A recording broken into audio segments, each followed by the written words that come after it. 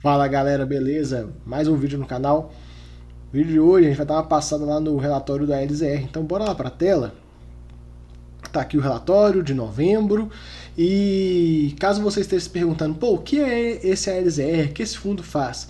Ele é um fundo híbrido, logo ele investe em vários segmentos, né? Seja galpão logístico, seja um imóvel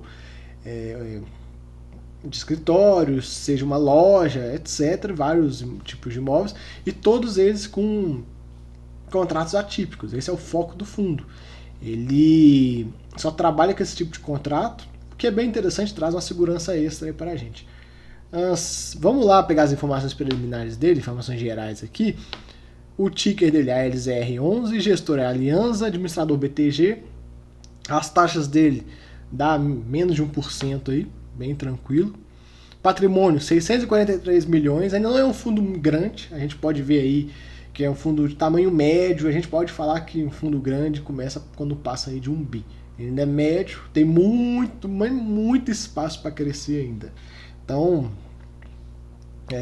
tá aqui o valor patrimonial dele, 108,59. Tem um tempinho já que esse patrimonial dele não é reavaliado, isso já foi até cobrado por várias pessoas com a gestão. E a gente fica no aguardo aí dessa reavaliação do patrimonial dele, que está bem atrasada. Vamos ver aí.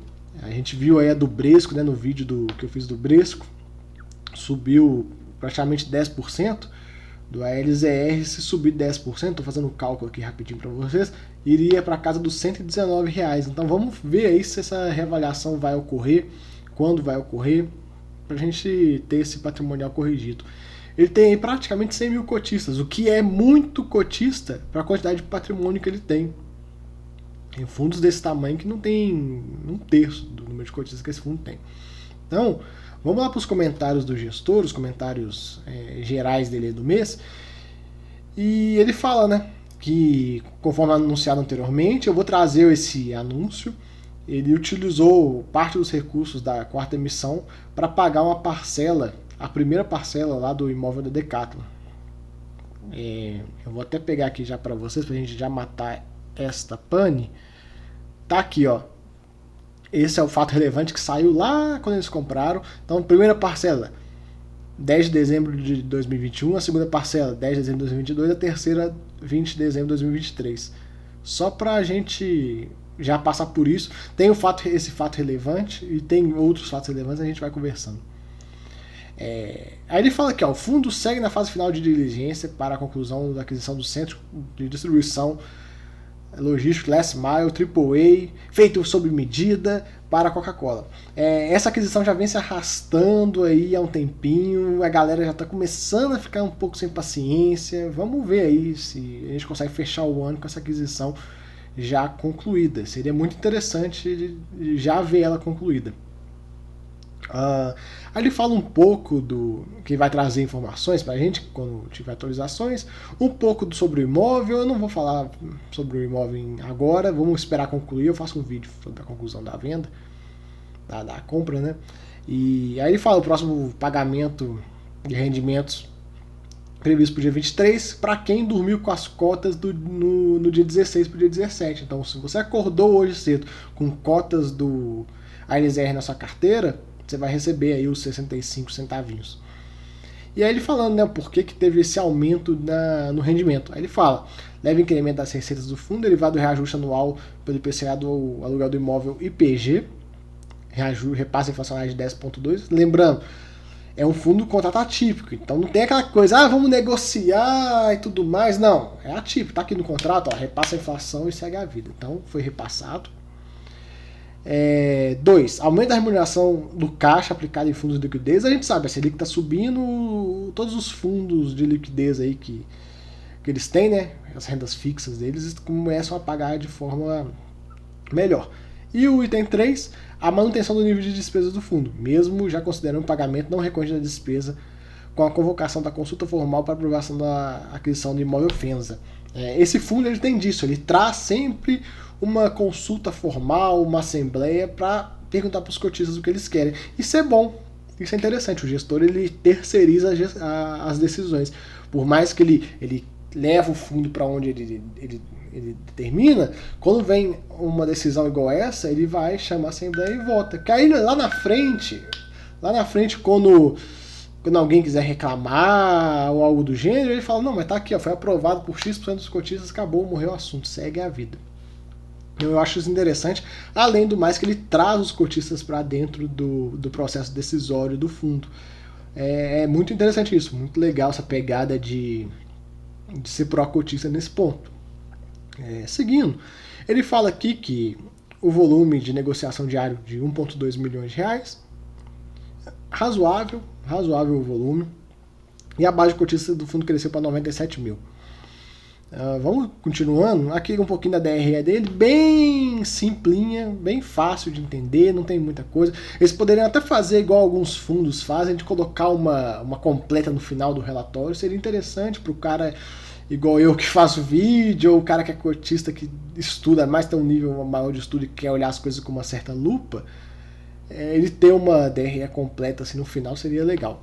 Mas isso não é nada que desabone o fundo, é só uma sugestão aí se o pessoal da Aliança ver esse vídeo, quem sabe, ou até mesmo colocar um relatório trimestral com forma bem detalhada.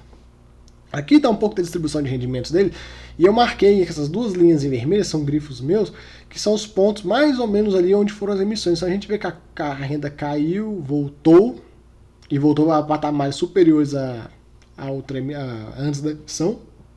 Então a gente vê, ele pagava aí 59, 62, nessa faixa até 57 até 62.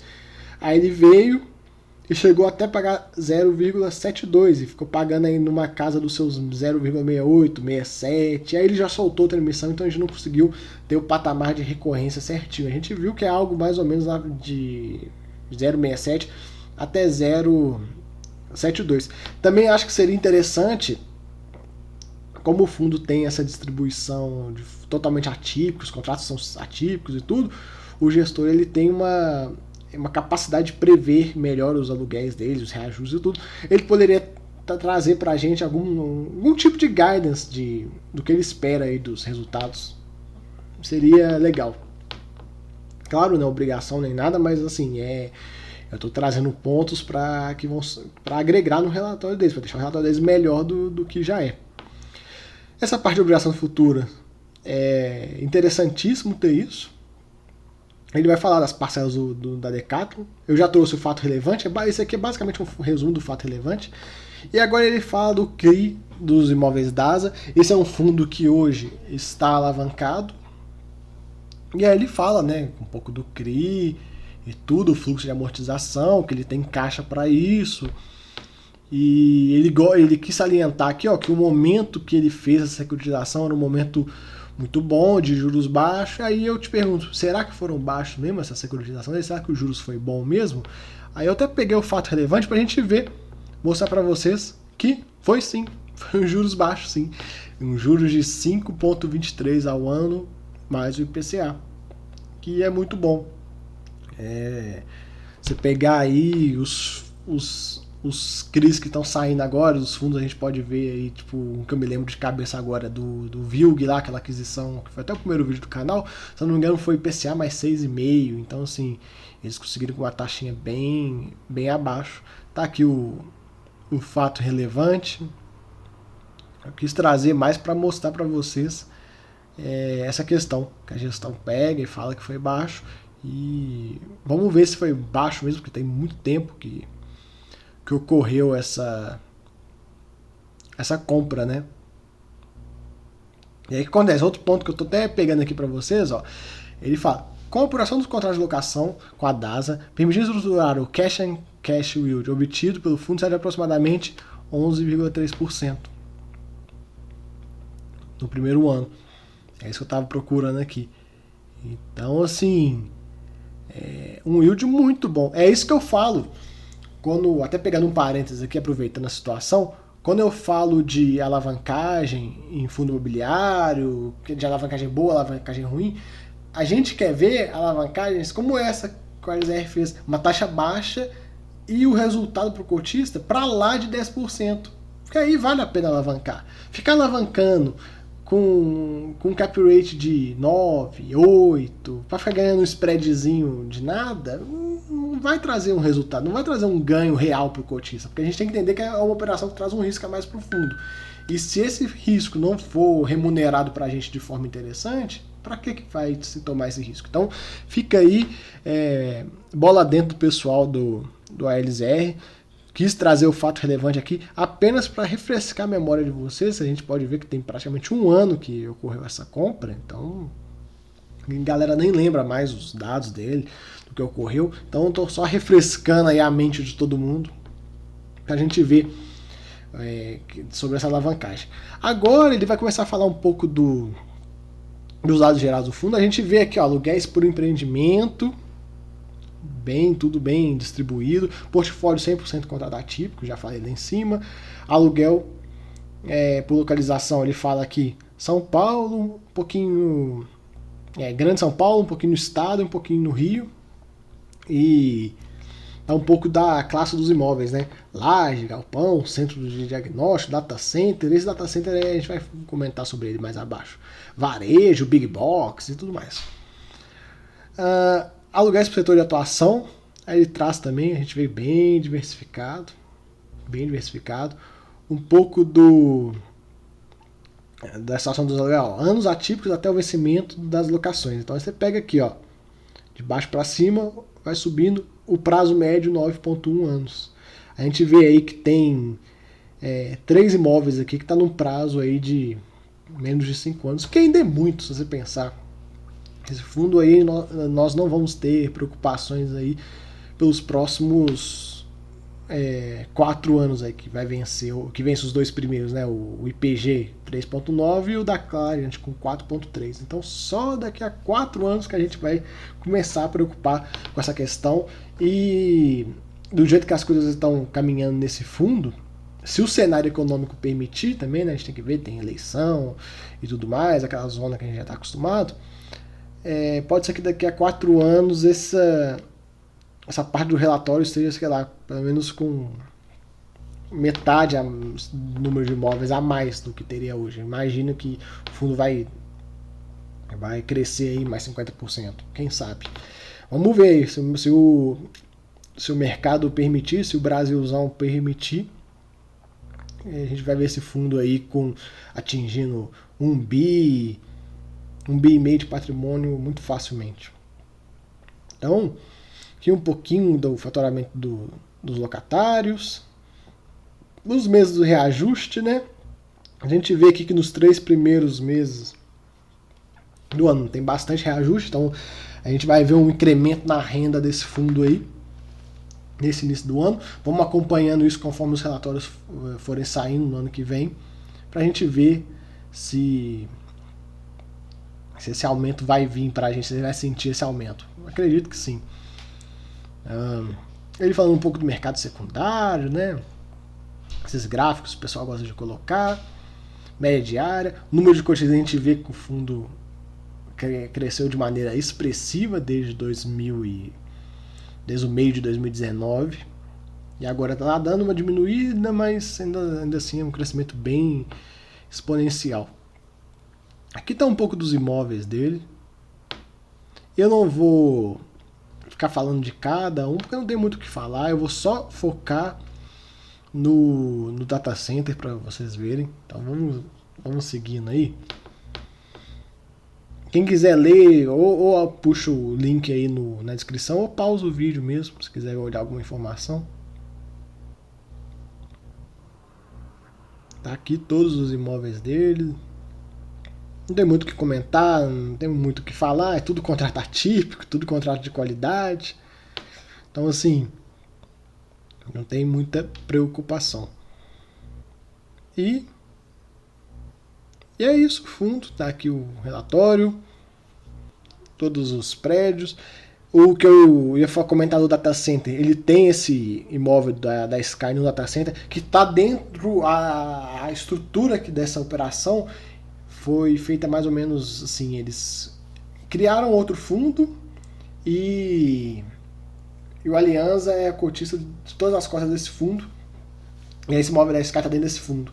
E aí o gestor até explicou em live que no futuro pode ser que esse fundo ele venha a ser listado e você tenha a oportunidade de investir apenas no imóvel, num fundo dessa pegada de data center. Mas por enquanto não, por enquanto ele fica dentro do Alianza.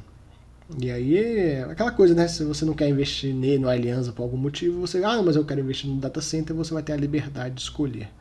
Tá até aqui, ó. Cadê? Deixa eu ver se eu acho aqui. Aqui, ó. O nome dele, Alianza Digital Realty. Ainda não tem código nem nada, como eu falei, ainda não é listado.